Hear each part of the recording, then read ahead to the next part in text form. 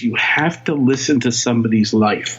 They're looking to synchronize. The secret of Chinese medicine is whatever medical condition somebody has, their body is expressing that something is out of sync somewhere. Whether they wanted to own a bar, but they're CEO of a company. I've had those situations where they've wanted to express their soul one way and they're doing something different. So my work is to listen to them and help guide them back to the place of synchronization. I'm Srini Rao, and this is the Unmistakable Creative Podcast, where you get a window into the stories and insights of the most innovative and creative minds who've started movements, built thriving businesses, written best-selling books, and created insanely interesting art.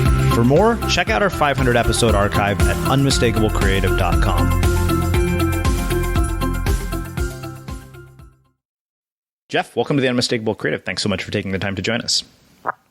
Thank you, Srini. Yeah, it is my pleasure to have you here. So I was introduced to you by way of our mutual friend, Joseph Logan, who has been a steady referral source for some very, very interesting and fascinating people.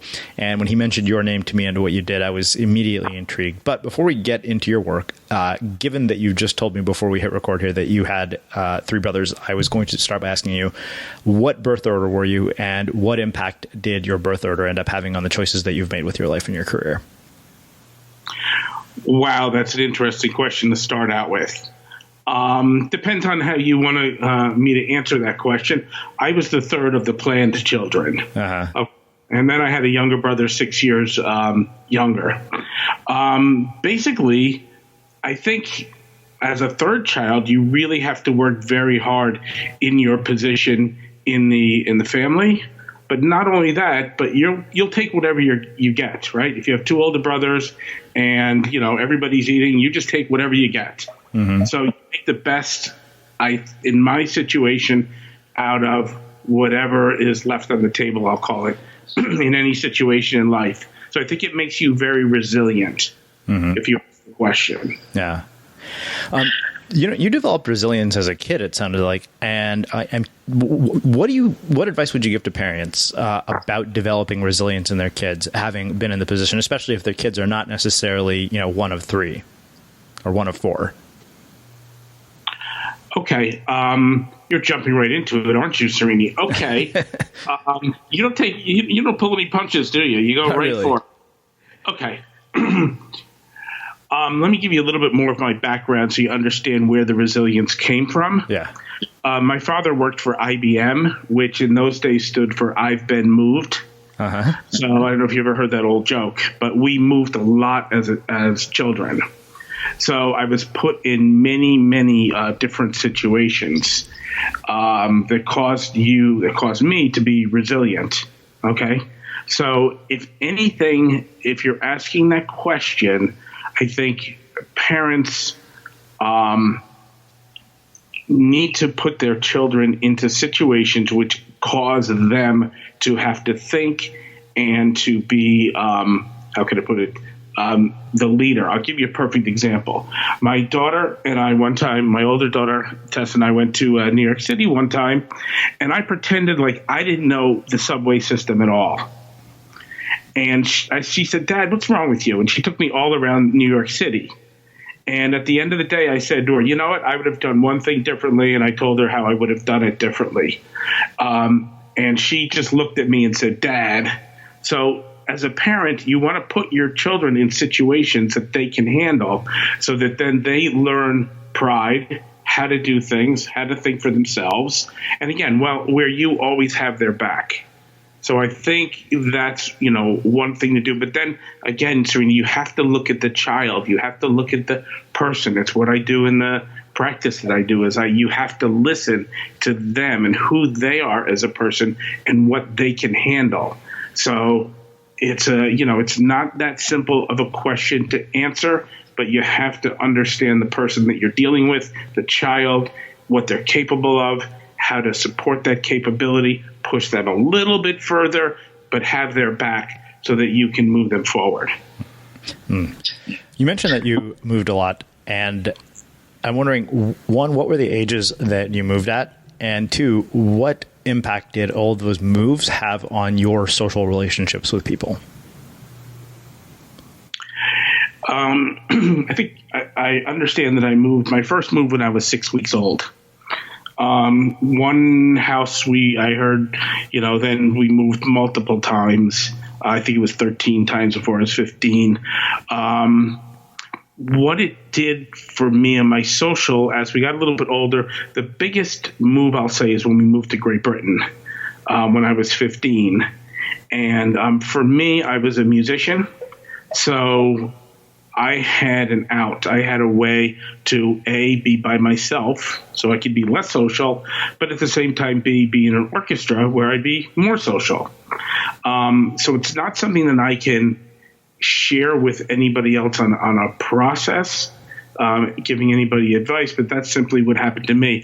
It was beautiful because, playing music, orchestral music, you're putting your soul on the line, and other people around you are doing the same thing. And being a double bass player, the double bass family, I like to call it, we all mind each other's back, support each other, and have a real special relationship. So for me, the instrument was both social and developing, my own life.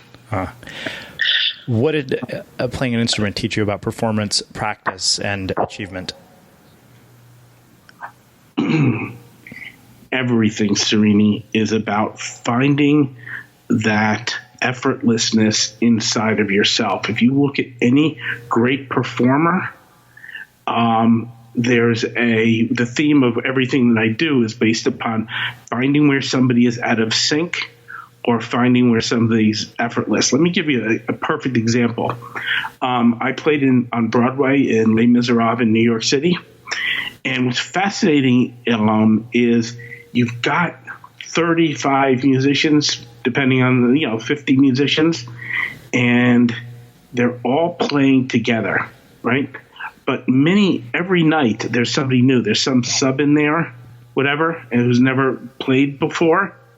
And it starts with 3.5 silent beats.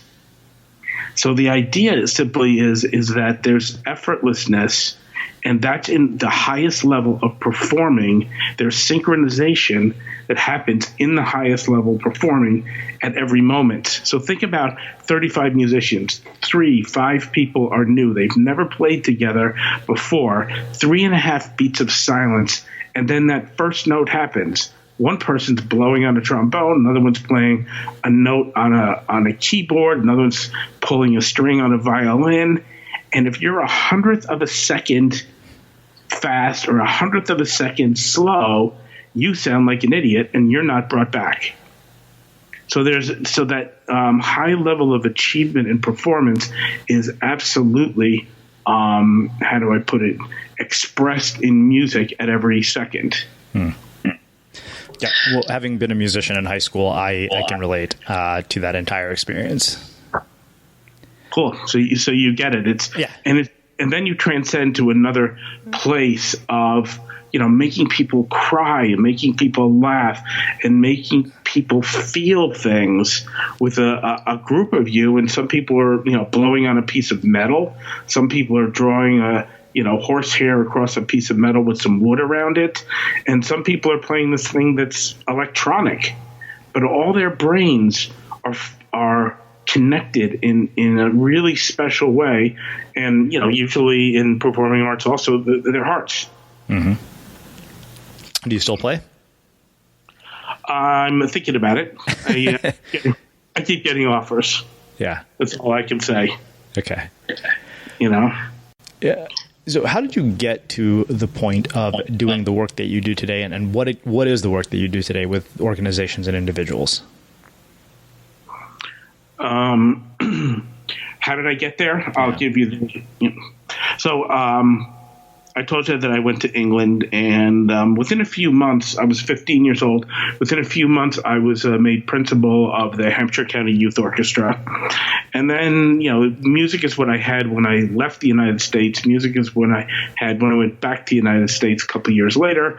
And I got a scholarship into the Juilliard School in New York. Juilliard pre-college, I was still in high school. But I wanted to get back to England. So I went to the Royal Academy of Music, and I also got my diploma from the Royal College of Music.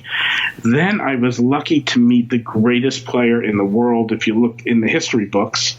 Bruno Walter, a great conductor, Leopold Stokowski, and this is leading to where I am now to work with the organizations and the individuals. Okay, so I ended up working with the chairman of the board of directors of the London Symphony Orchestra for 3 years. And basically by the end of the third year, we went old traditional schooling where I had lessons every day. And at the end of the third year, I became the principal of the orchestra, and he became my assistant. So I had the greatest player in the world sitting next to me as my assistant. And what I learned from him, a good example, my first lesson with him, and I've heard people swear before on your show, so it's okay for me to quote somebody. I played, principal of many orchestras, did all these things as a double bass player. And the first words out of his mouth, I played to him an incredible piece by a double bass virtuoso named Serge Kusevitsky, who was the conductor of the Boston Symphony and a double bass player. As soon as I played, the first words out of his mouth were, "You can't play a fucking note, can you?" And at that point, I knew that I met the master, because I knew I couldn't play a note, and he knew I couldn't play a note. Everybody else thought that I knew what I was doing. But he said, "Don't worry, I will teach you what to practice, how to practice, and a practice routine." So again, I spent the next 3 years with him, and going from student to colleague to one day he said to me, "You have too much talent to be a fucking bass player." He said, "Be a doctor." So his best friend was Leopold Stokowski. Are you familiar with who Stokowski I'm not. was? Leopold Stokowski in 1939 went to Walt Disney and said, "We're going to do this thing with music and video, and we're going to call it Fantasia." Okay. Stokowski, I think, he married Gloria Vanderbilt. I think he was 58 and she was 19. He was very much into energy. He was very much into Chinese medicine. He was very forward-thinking. And, if you think of Fantasia, the music and the, dancing hippopotamuses and whatever, he was so far ahead of people. He loved energy. He could make the Philadelphia Orchestra sound out of any orchestra he conducted. If you look back, he conducted without a baton. He conducted with his hands. So he loved Chinese medicine and acupuncture. And so I just said, "Ooh, that sounds interesting to me." And for me, I was able to then follow up how to really impact people. I was no longer impacting people from the stage. I could actually help to improve their lives with energy. Mm-hmm. So I used Les Mis on Broadway to pay for me to go to Chinese medicine school. So I studied acupuncture and, being board certified licensed. But that still wasn't enough education. Music wasn't enough education. Acupuncture wasn't enough education. So I went to China in 1990, and I continued on to understand the qualities of the energy itself. So long story short, we met a great master in China who pointed me out, and the crowd said, "You're the master." And what I find is the master is just somebody who works harder than anybody else. The master is the one who listens deeper and really gets an opportunity to, take their soul, put it on the line to help others. That's, so I studied, the Chinese medicine. Then that wasn't enough education. So I had to continue, and I wanted to understand who lived the longest. And I saw that in a lot of the Taoist masters. So just like what I had done in music, I sat at the feet of a Taoist master, and we would do our Tai Chi and Qigong and all those arts in Chinatown in New York. So back in China, they let me actually heal patients without touching the patient or using needles.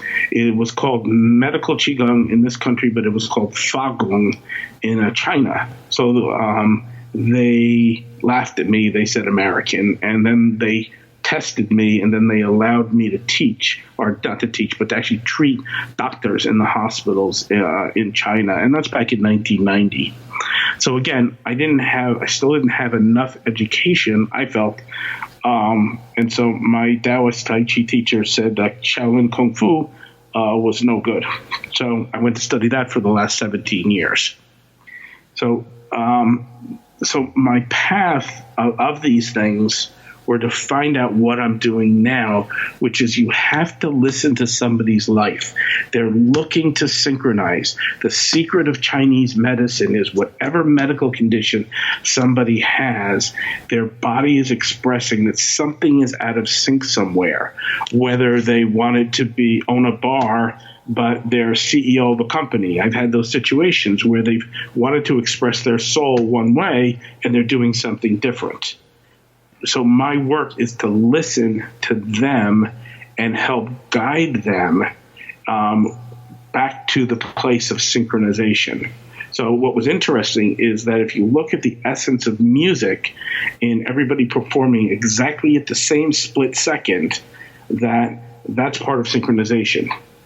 In Chinese medicine, any expression of back problems, knee problems, Parkinson's disease, cancer, you name it, you can break it down into the fact that the body is looking to synchronize. I'll give you a funny example.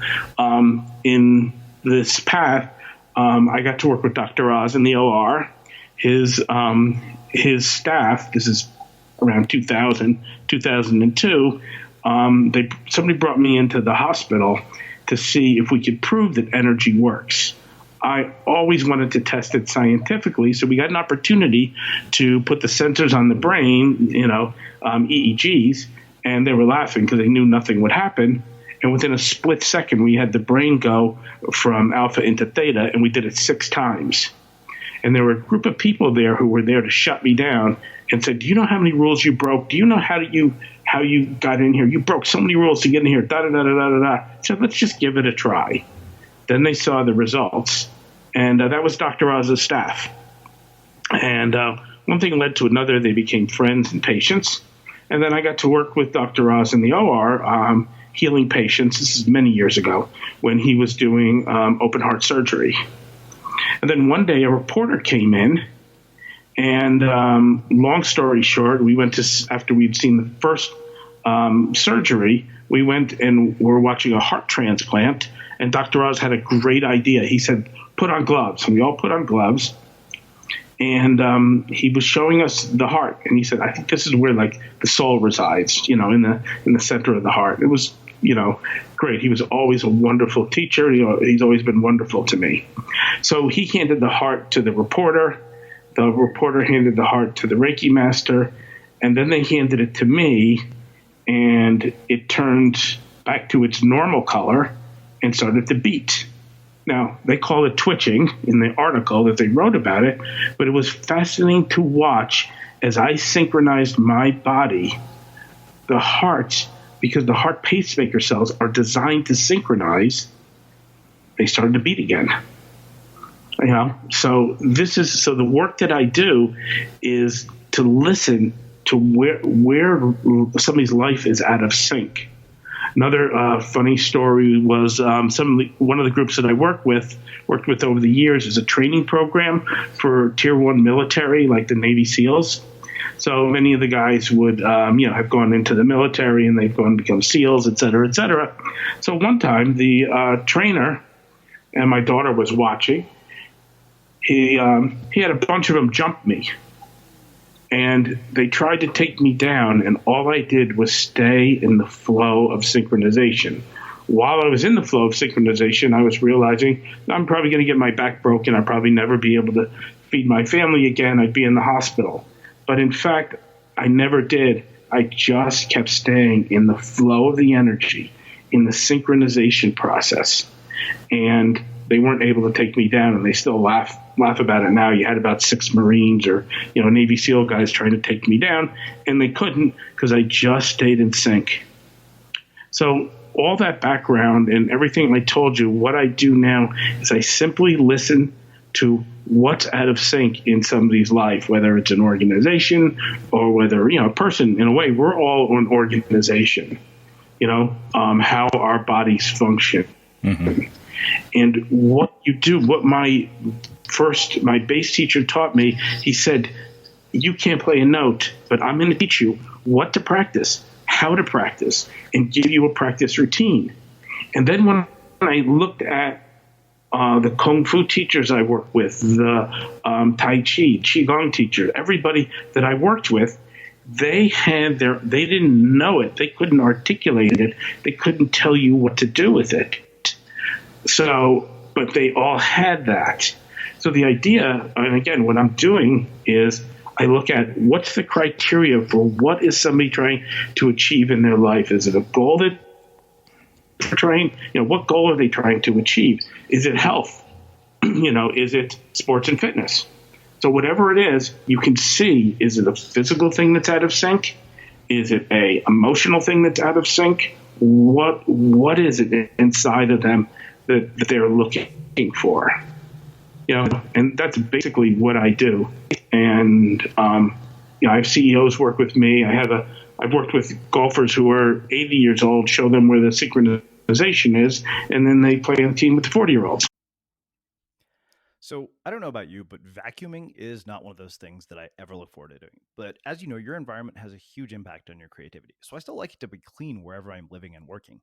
But now it doesn't have to be something that you deal with. If you're like me and you grew up in the 80s, you probably fantasized about the day when cleaning your house would be like it was for the Jetsons, meaning you don't have to lift a finger. Well, the good news is that we're already kind of living in that future. And the easiest way to make sure your floors are clean every day is with the iRobot Roomba Robot Vacuum.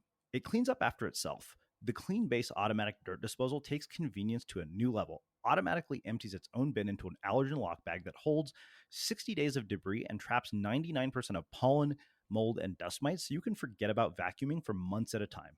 Let the Roomba clean for you instead. It learns your home, finds dirt, and empties itself on its own. It's got powerful cleaning performance made effortless. Remember, if it's not from iRobot, it's not a Roomba. To learn more, go to irobot.com/unmistakable.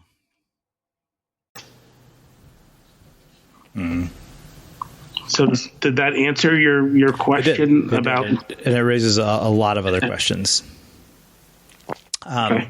Go for it. Yeah. So you mentioned Juilliard. You mentioned the Royal Academy of Music. Having almost been a music major in college and having had my parents discourage it, and also having now built a career in the arts, I'm wondering, based on that experience, what you think it is that separates people who are successful with their careers in the arts from those who are not? You really want me to answer that question? Yes, I do. Oh, okay.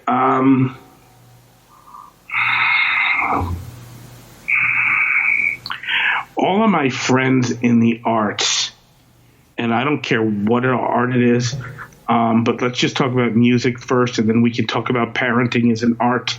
We can talk about being a CEO as an art. But if we're talking about the music as an art, they can't live without it. They can't wake up in the morning and they have to breathe music. Okay? So that's what I've seen. And there was a great cellist named Janos Starker, and that's what I never forget a lecture that he said, if you wake up in the morning and you can live without music, don't become a musician. You have to live and breathe, in every pore of your body. So again, that doesn't mean that they're the most successful, some of them, but those are the people that can't leave. Some of my friends who are top musicians in New York said, you got out, and for me, my bass teacher said, you'll never forget what I taught you. And, and I won't. I just have to get my fingers moving again. But the idea is it's really back to what's in your soul, just never. And like I said, it doesn't matter what your art is. You and I were talking about the musical arts because that's what we have in common.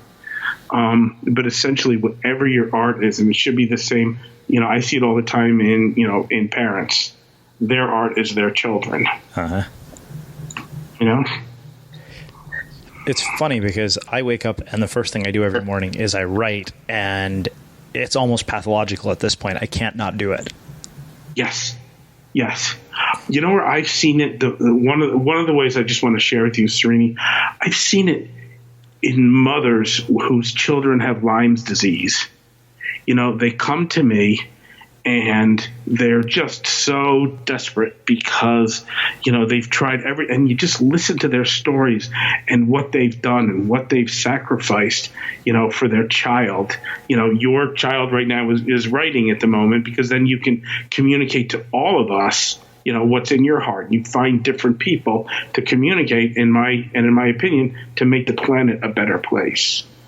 So I just wanted to, share that it's not just music. It's that, like you said, that pathological way that you have to wake up every day. Mm-hmm. So you talked about this whole idea of being out of sync and getting back in sync. So how do we figure out where we're out of sync? And maybe we could actually walk through an example of where I might be out of sync. Oh, that'd be fun. Let me tell you one other thing. A great book by Steven Strogatz, who's a professor at Cornell University, called Sync. And basically, they figured out biological mathematics that the body really wants to synchronize. So, women who work together and they all laugh and go, yep, that's what happens, is their menstrual cycles synchronize. Okay? So, if you look at the fireflies synchronizing. There are just so many examples. Even inanimate objects synchronize. So you can look it up on the web. There's metronomes, and they take all the metronomes and they just whack them, right? And then within a couple of minutes, all the metronomes are back in sync. So to answer your question, I would love to do that, but we would, you and I would have to talk. Not on the air right now, right. Because I need to get background. Mm-hmm. If we're seriously looking at what's in sync and what's out of sync, I don't like to fool around. I mean, we would seriously do that. And if you want to do that sometime, happy to. Okay.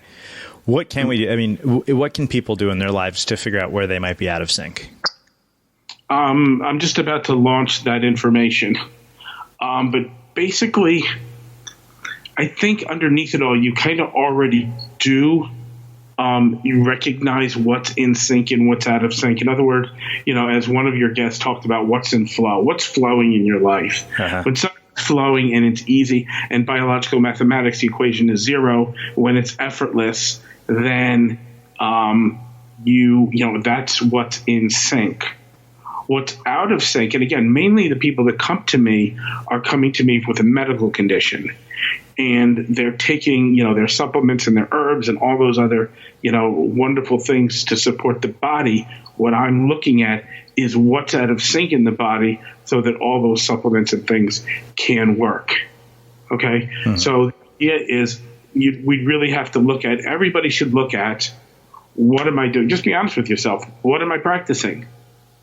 How am I practicing that? What's my practice routine? So for you, I get up in the morning, I have to write, right? So the first thing you're doing is you're getting up in the morning, and what are you practicing? You're practicing writing.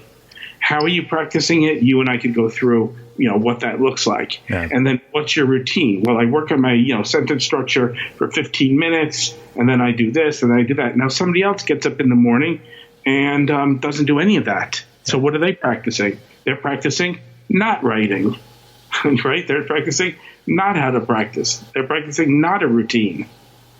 So you're practicing all the time. So if there's one tip to start out with, look at what you're doing and laugh at yourself. Don't get serious. Don't put yourself down. Just go, well, let's look at Srini. He gets up in the morning and it's like pathological. He's got to write.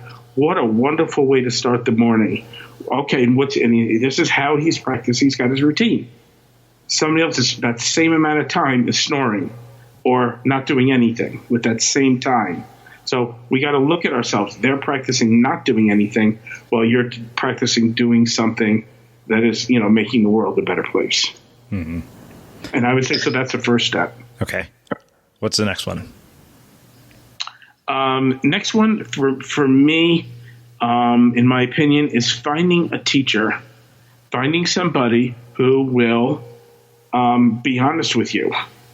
Right? What's hard nowadays, in my opinion, Srini, is that there are a lot of people out there that are professing to know things. Yeah. Really look at their backgrounds, look at their hearts, look at, what did they do in their lives, and really take a step back, look at them. You say, you know what? That person's a really good writer. Even if you don't know them, drop them a line. It's happened many times. My older daughter's really good at cold call emails, and people will say, sure, I'll have a conversation with you. So the idea is that would, from my mind, would be the next step. Who inspires me? Who's, let's say, achieved the goals that I would like to achieve? And another thing which, again, you're asking, these are only my opinions. Get to know the person. Some of the masters that I worked with were really good at what they did, but they dropped the rest of who they were as a human to achieve that goal, right? Yeah. So really look at them from, and again, no judgment, just saying, God, I like what I hear from this person. I like this person's heart. I like the way that they're thinking. Maybe they would consider working with me. And approaching people from that way, I think you'll connect with the people you should connect with, and somebody else will connect with the person they should connect with. So I like having somebody who's smarter than me, better than me, teaching, learning, somebody to learn from. Yeah.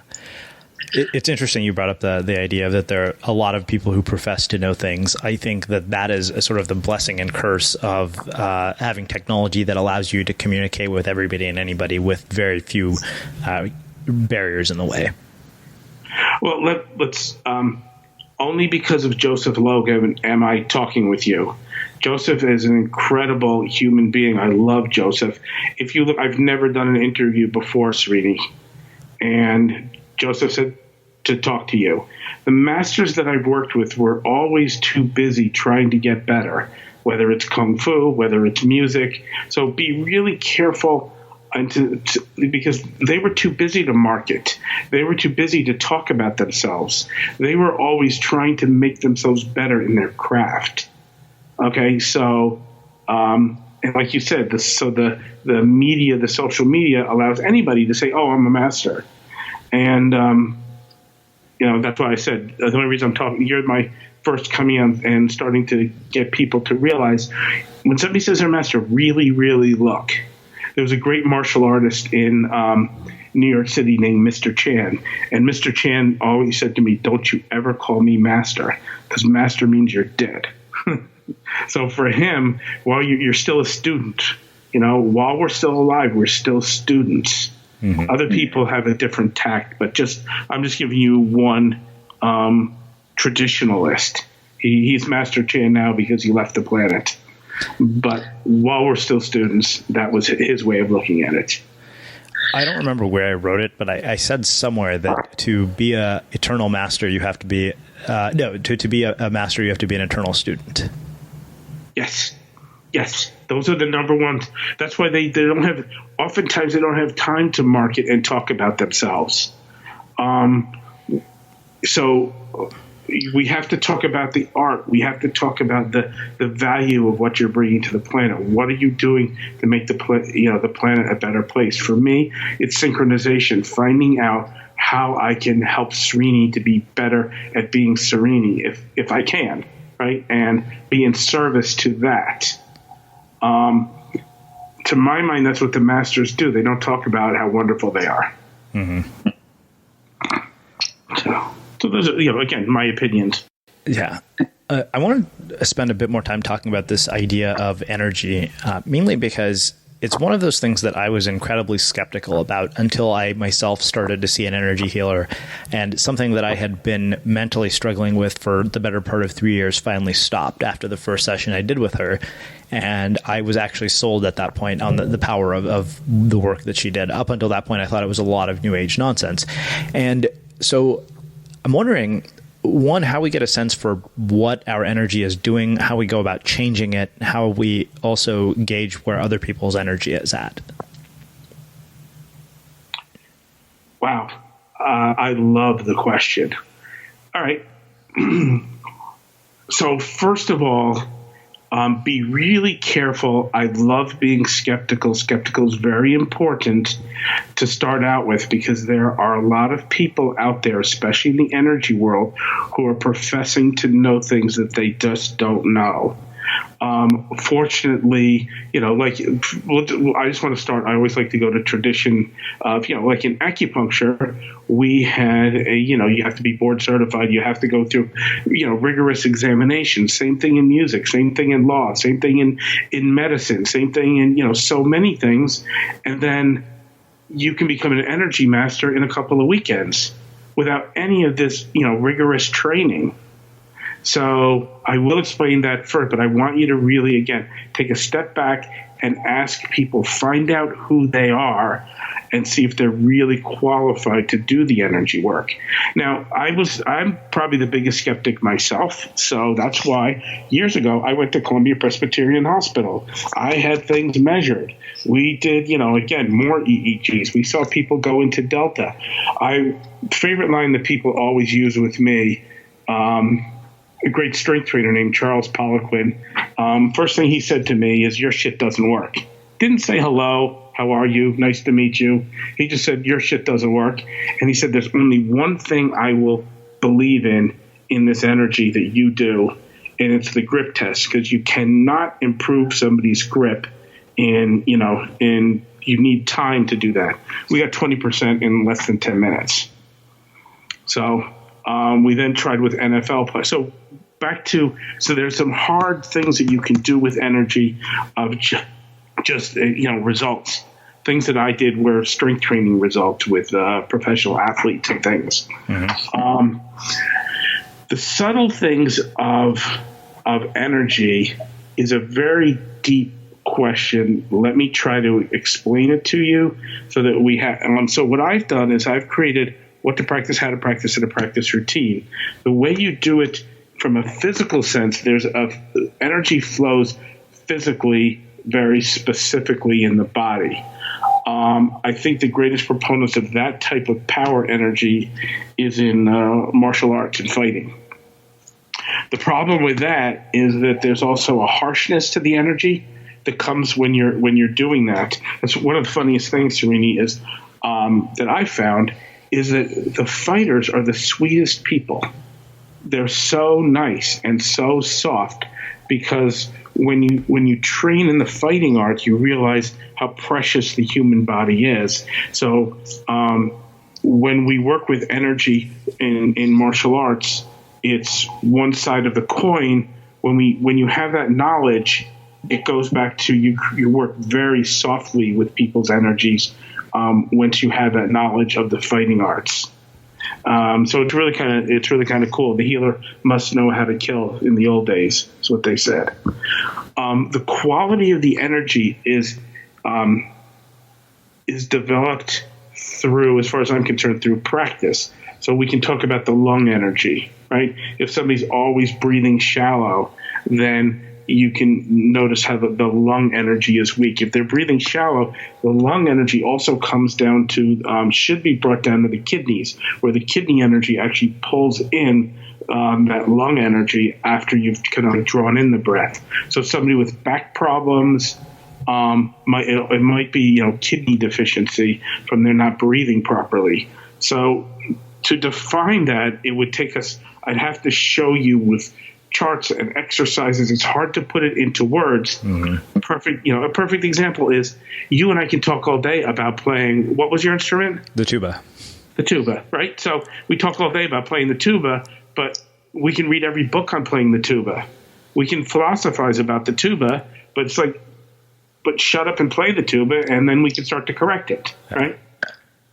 So the idea is I can talk about all these energies, but that's all theory. Right. What it really is have a lesson, have a tuba lesson, or have a lesson in energy, and know what am I trying to achieve with the energy? Am I trying to run faster, jump higher? Am I trying to be more effective in my communication with my employees? Am I dealing with Lyme's disease? Then you have a framework in which what energy isn't working properly, and then how to address that.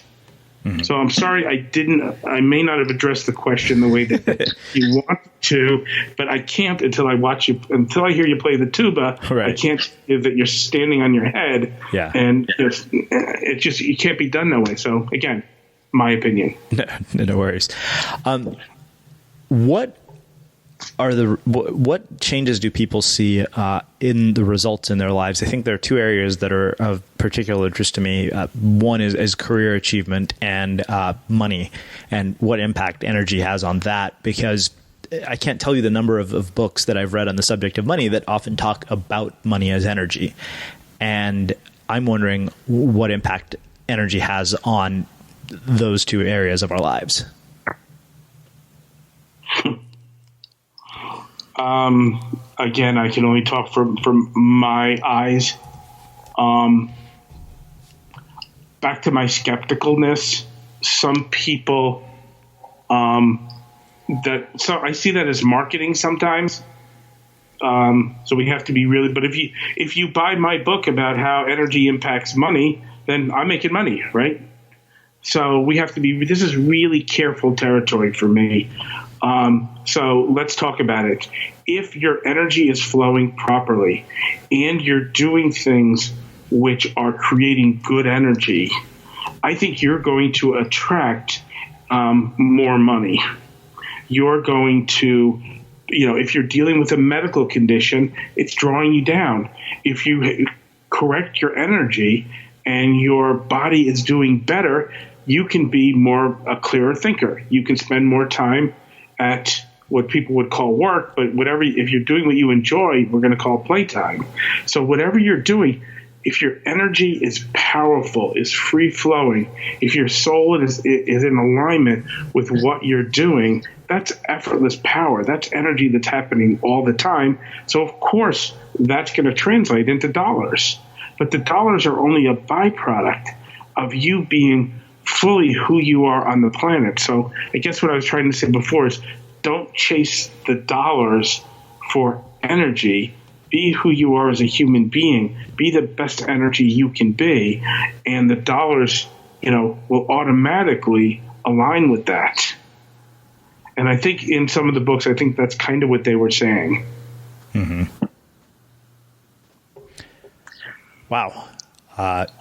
This has been really fascinating. So I have two final questions for you. And this is one that I have been asking out of morbid curiosity because I recently wrote a piece on Medium that is, to this date, the most popular thing I've ever written, titled What We Should Have Learned in School But Never Did. And I'm wondering what you think we should have learned in school but never did.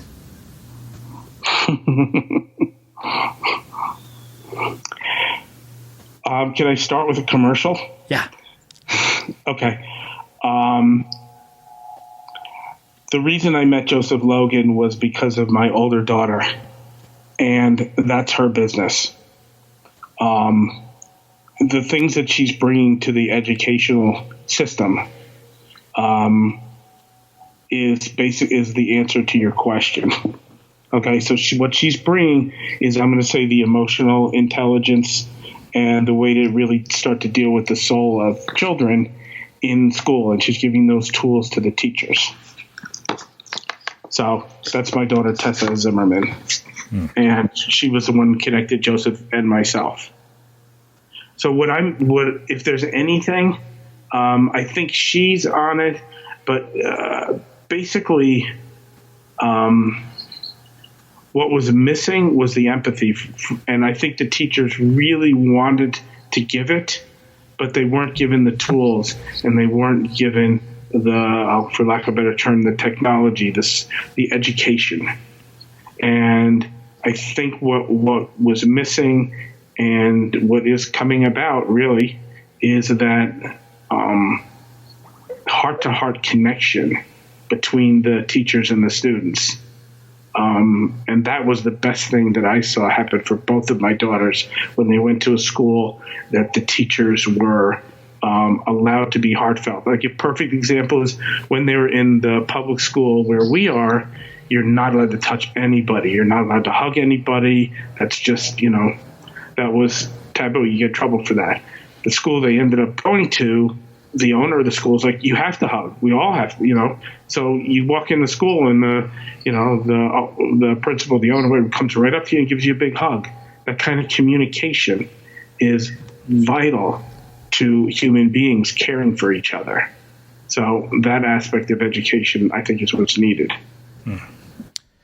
Amazing. So I have one last question for you, which is how we finish all of our interviews at the Unmistakable Creative. What do you think it is that makes somebody or something unmistakable?